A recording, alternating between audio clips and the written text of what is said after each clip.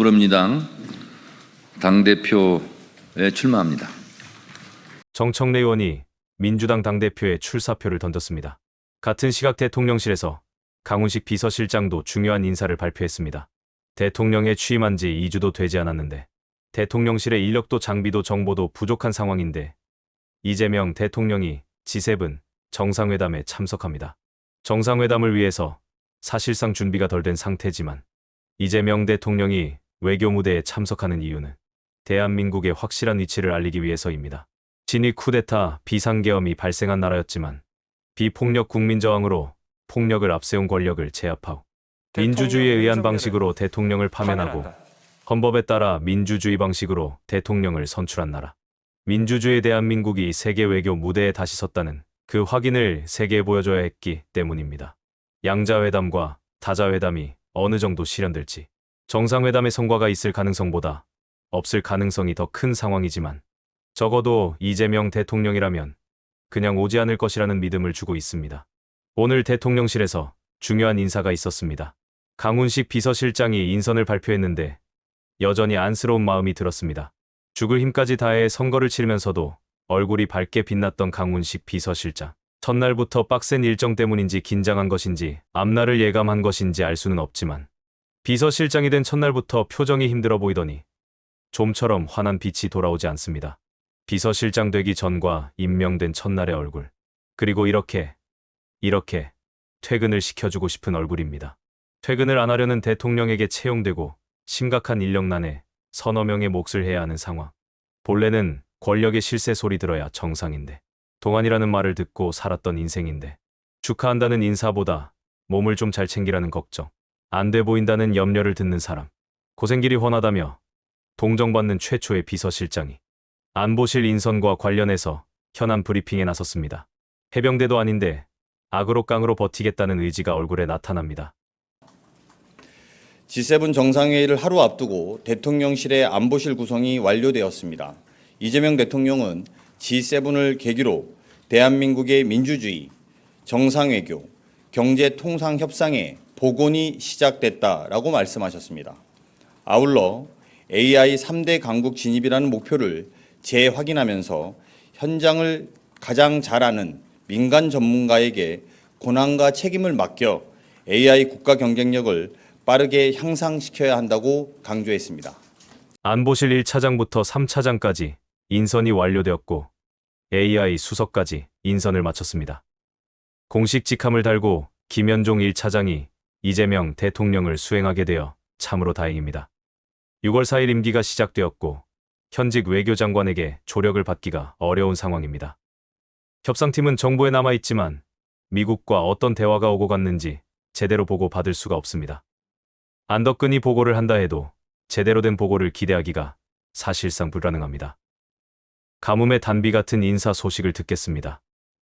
이재명 대통령은 오늘 안보실 1, 2, 3차장과 AI 미래기획수석을 임명하셨습니다. 먼저 김현종 1차장입니다. 김현종 차장은 국방부 미국정책과 육군본부 정책실장, 청와대 국가안보실 국방개혁 비서관 등을 역임한 군 정책 분야의 경험이 풍부한 인물입니다. 대한민국 안보 역량 강화는 물론이고 우리 군의 개혁을 이끌 적임자입니다. 다음은 이뭉순 2차장입니다. 이뭉순 차장은 주미대사관 1등 서기관과 공사를 역임하는 등 풍부한 대미 외교 경험이 있습니다. 현재 주 캐나다 대사로 현지에서 G7을 대비하고 있습니다. 그 어느 때보다 외교 협상의 중요성이 커지는 상황에서 국익 중심 실용 외교를 관철시킬 것입니다. 다음은 오연주 3차장입니다. 오연주 차장은 최초의 여성 주교황청 대사입니다. 외교부 개발협력국장, UN 중앙긴급 대응기금 자문위원 등을 역임하는 등 다양한 경험을 지니고 있습니다. 세계 각국이 경제 안보 분야에서 경쟁하는 가운데 국익 극대화를 위한 경제 안보 전략 수립에 나설 것입니다. 마지막으로 하정우 AI 미래기획 수석입니다. 하정우 수석은 AI의 주권을 강조한 소버린 AI를 앞장서 제안하고 이끌고 있는 인사입니다. 국가가 기업을 지원하고 기업은 성과를 공유하는 AI 선순환 성장 전략을 강조한 AI 전문가이기도 합니다. 네이버 AI 혁신센터장으로서의 현장 경험이 국가 AI 정책으로 구현될 것으로 기대합니다. G7 정상회의를 하루 앞두고 대통령실의 안보실 구성이 완료되었습니다. 이재명 대통령은 G7을 계기로 대한민국의 민주주의, 정상외교, 경제통상협상의 복원이 시작됐다라고 말씀하셨습니다. 아울러 AI 3대 강국 진입이라는 목표를 재확인하면서 현장을 가장 잘 아는 민간 전문가에게 권한과 책임을 맡겨 AI 국가 경쟁력을 빠르게 향상시켜야 한다고 강조했습니다. 이상입니다. 아직 제대로 된 팀원들은 갖춰지지 않았지만 인선된 면면들이 든든하기 그지없습니다. 최근에 들었던 이재명 대통령의 발언 중에서 가슴에 남는 발언이 있었습니다. 또 안전부서에 대한 마인드를 통째로 좀 바꿨으면 싶습니다. 뭐 굳이 얘기 안 하고 싶지만 세월호 문제도 그렇고 이태원 참사도 그렇고 오송지하차도 뭐 이런 것도 보면 조금 신경 썼으면 다 피할 수 있었던 그런 재난 사고들이죠. 이재명 정부에서는 그런 일은 절대로 벌어질 수 없다. 분명하게 좀 말씀드리고 싶습니다. 침수되는 거 있잖아요, 집. 네. 그 침수되면 진짜 죽을 지경이거든요. 막 냉장고에 잠기고, 그 막 변기 막 올라오고 그래 봐. 이거 어떻게 살아, 사람이. 근데 보는 사람 입장에서는 통계 하나일 뿐이거든요. 몇 집 침수. 근데 당하는 사람은 정말 죽을 맛이고, 심지어는 죽잖아요, 사람이. 근데 이게 내 손에 그런 게 달렸다 이렇게 생각하면 그러기 어려운데 내 가족들이 내 부모가 이 상황에 처할 수 있다 그러면 그렇게 나진 않거든요. 근데 그 어떻게 그 사명감과 책임감을 불어넣어 줄 거냐. 결국 공직자들한테 제일 중요한 게 인사와 포상 아닙니까?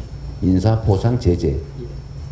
이거를 어떻게 좀 잘 배합해서 그러니까 안전관리부서에는 유능한 인재들이 지원하게 하고 또 보내고 빨리 승진시켜주고 성과에 따라 철저하게 보상해주고 오늘 사실은 연구하다 지금 말았는데 어쨌든 그 시스템을 좀 만들어야 되지 않을까 싶어요. 네, 맞습니다. 전 너무 감사드립니다. 네, 한번 재난 관리에 대해서 관심들 사실 별로 없는데 이렇게 또 각별하게 신경 써주시니까 너무 감사드립니다. 이 안전 관련 부서는 사실은 책임도 크잖아요.